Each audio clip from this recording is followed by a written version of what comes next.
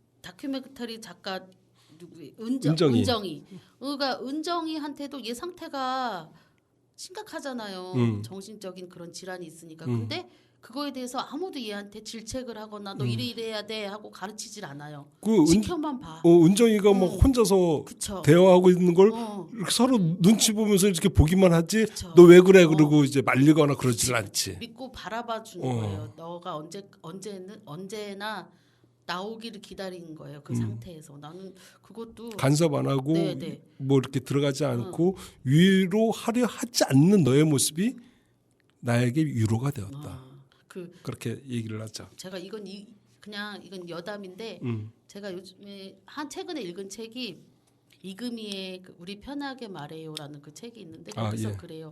그 위로를 할 때는 어떤 사람이 너무 힘든 상황이 있으면 바로 얘기하지 말고 텀을 둬서 그러니까 기간을 좀 둬서 이야기하는 게 위로를 해주는 게 좋다라고 얘기를 하더라고요. 그러니까 이런 같은 맥락일지는 모르겠지만 저도 그렇게 생각해요. 이렇게 바라만 줘도 괜찮은 것 같아요. 그러면은 우리가 여기에서 아까 우리가 건진아님의 위로라는 노래가 네, 있다. 그리고 OST로 삽입이 됐다. 네. 말씀을 드렸죠. 네. 그러면은 들어봐야 되겠죠. 네. 예, 그러면은 건진아의 위로를 들어보도록 하겠습니다.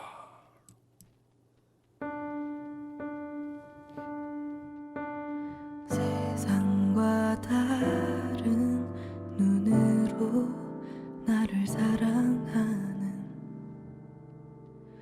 세상과 다른 마음으로 나를 사랑하는 그런 그대가 나는 정말 좋다.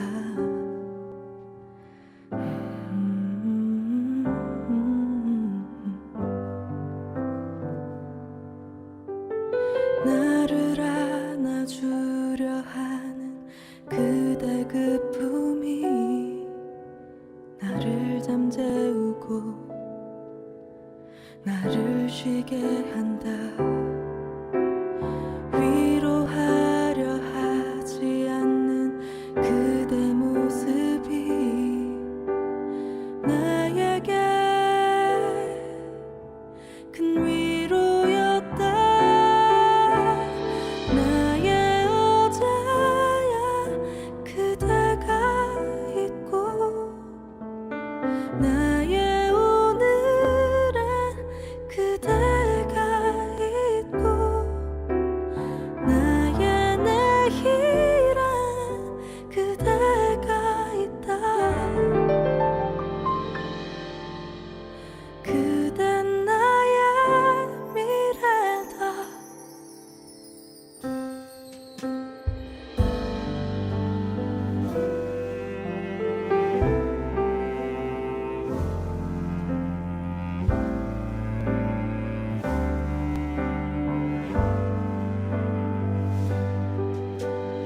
나와 걸어주려 하는 그대 모습이 나를 웃게 하고 나를 쉬게 한다. 옆에 있어주려 하는 그대 모습이 나에게 큰 위로였다. 나의 어제야 그대가 있고 나의 오늘엔 그대가 있고 나의 내일엔 그대가 있다. 그댄 나의 미래다.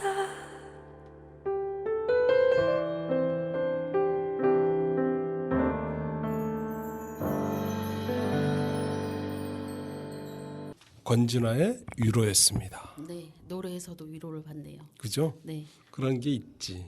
제가 열심히 가사를 음미하면서 들어봤습니다. 아, 네, 좋아요. 네. 그런 자세 좋아. 한번 짚어주니까 그러니까 아는 대로 보이는 거예요.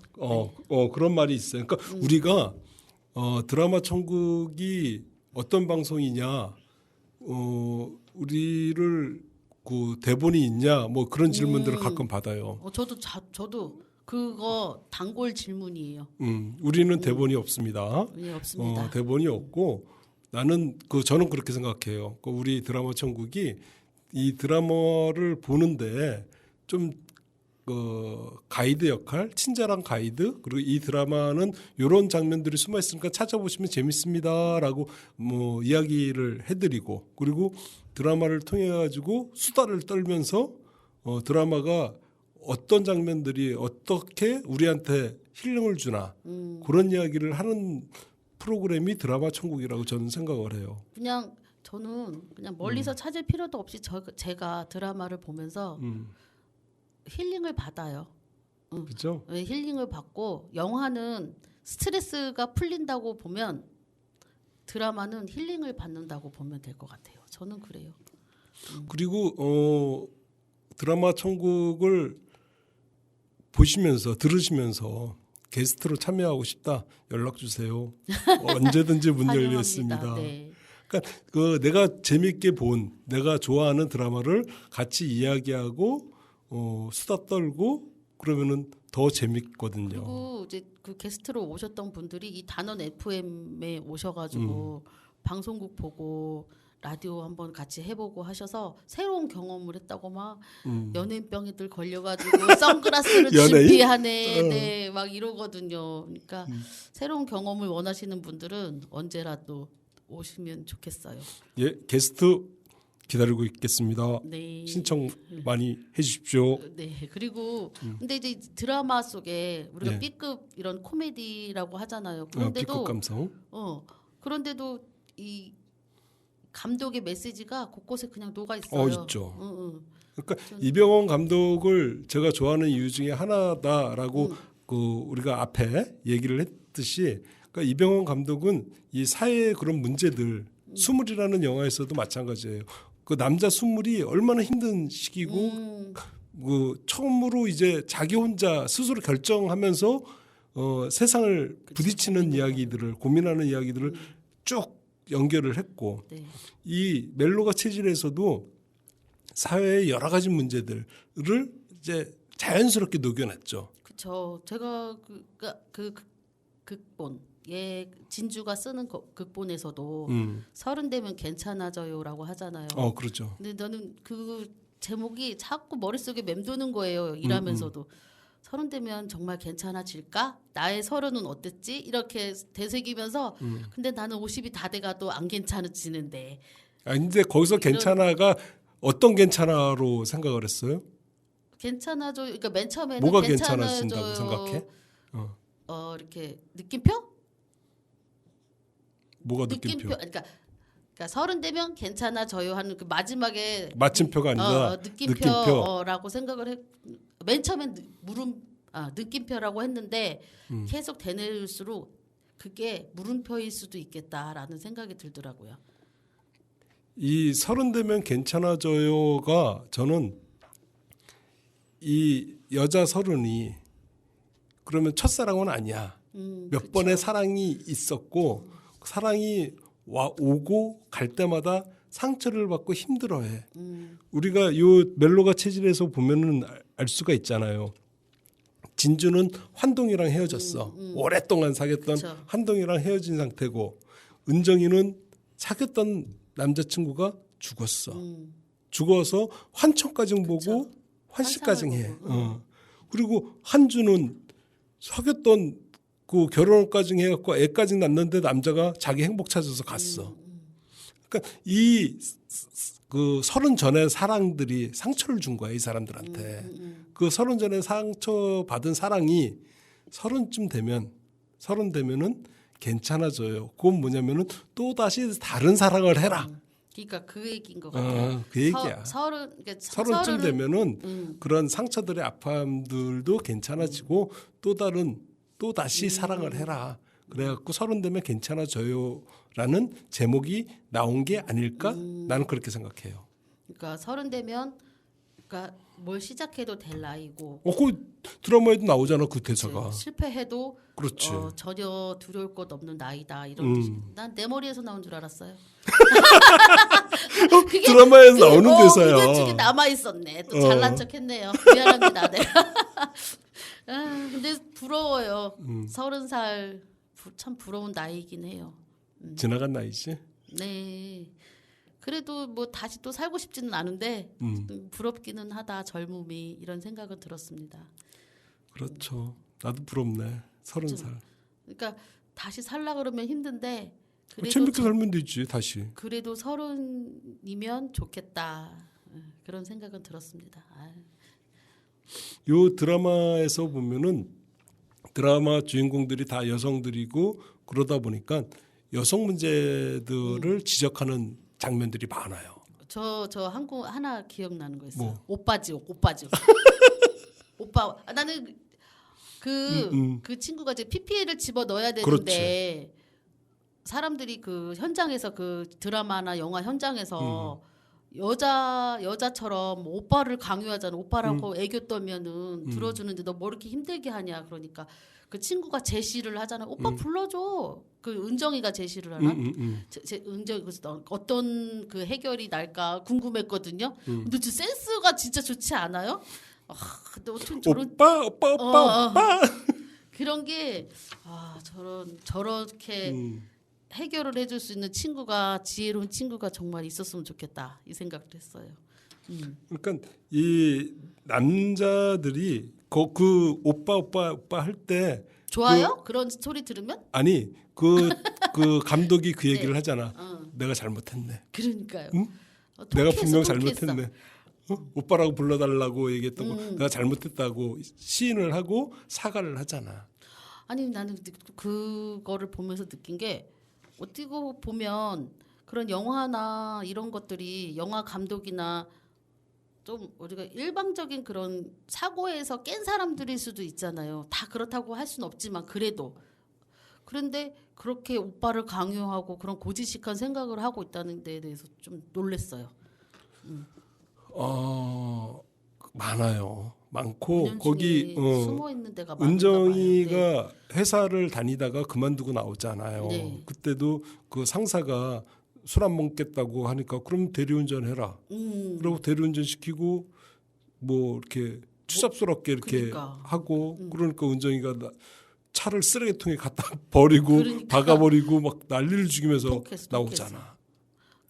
그런 장면들이 드라마에서 호구로 만든 장면이 아니잖아요. 또 많잖아. 미혼모 얘기도 나오는데 그 미혼모 얘기 그 남편 그 애도 나는 이해할 수가 없어. 네 행복을 왜 나한테 물어보냐고 이렇게 무책임한 이야기하는 대목도 참 학주. 그런 그것도 참 이해할 수가 없었어요. 같은 남자 입장에서 어떻게 생각하세요, 임 작가님? 저는 그러니까 그 학주가 그 자기의 행복을 찾아서 가야겠다라고 얘기를 했잖아요. 그렇죠. 그러니까 뭐 거기 가면은 행복이 있는지는 모르겠지만은 지금 있는 곳은 지옥이다. 그러면서 이제 행복을 찾아 가겠다 그러고 가버렸잖아. 그 요즘 젊은 사람들의 마인드라고 난 생각을 해요. 그러니까 이 행복을 내가 찾고 그러니까 같이 만들어가는 것이 아니라 나의 행복, only 나, 오직 나, 뭐 이렇게 가는 경우가 많이 있는데 난 그것도 뭐 틀렸다고 다르다라고 생각을 할 뿐이지 틀렸다라고 생각은 안 해요. 그렇게 생각할 수 있는 사람도 있지.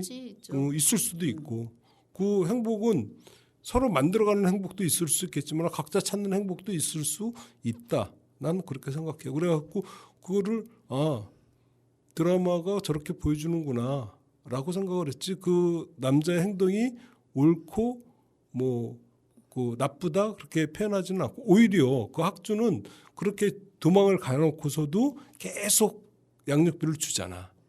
양육비를 주고 마지막에는 집가증 주잖아. 집가증 해가지고 나 이 집이 필요 없을 것 같다. 그리고 집을 주고 그러니까 이 헤어지고 도망을 가기는 했지만은 그 아버지의 노력, 그 아버지의 역할이 뭐 돈이 다는 아니겠지만은 양비 주고 아이 보러 오고 뭐 그런 역할들은 다 하지 않았나 그런 생각이 좀 들어요. 그리고 제가 이제 든 생각은 이 캐릭터에 대해서 또 자연스럽게 표현이 된 부분이 이 캐릭터가 달리기 잘하잖아요. 달리기 잘하지. 이거 회피 그 회피를 달리기로 표현을 하지 않았나. 네. 맞아요. 아 그런 거예요? 나 지금 갑자기 생각한 건데 달리기 또 아들도 잘 달려.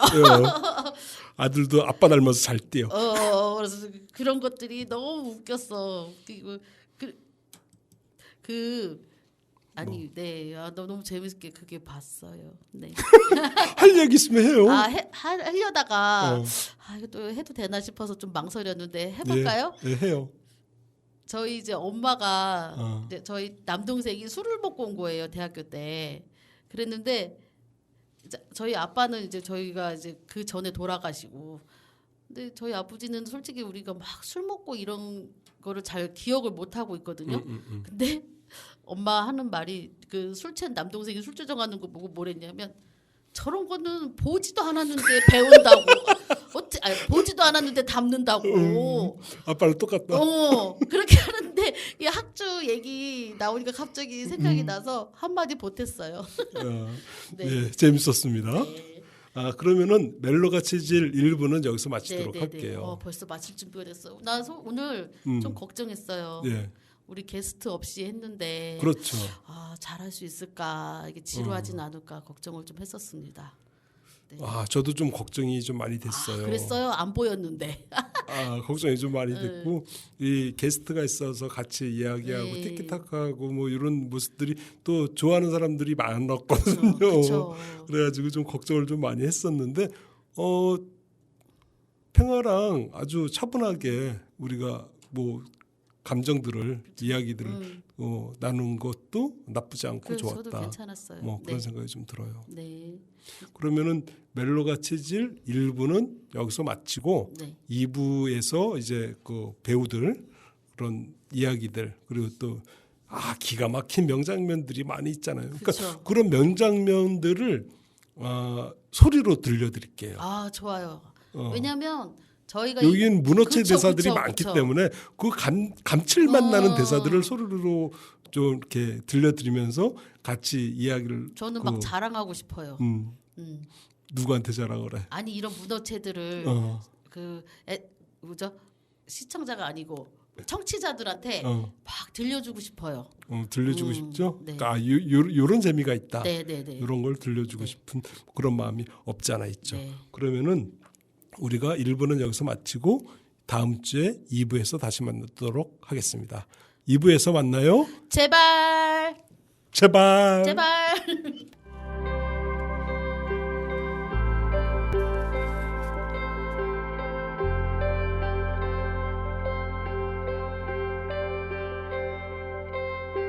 천천히 오가는 대화 속에 남는 단어는 몇 개일까요?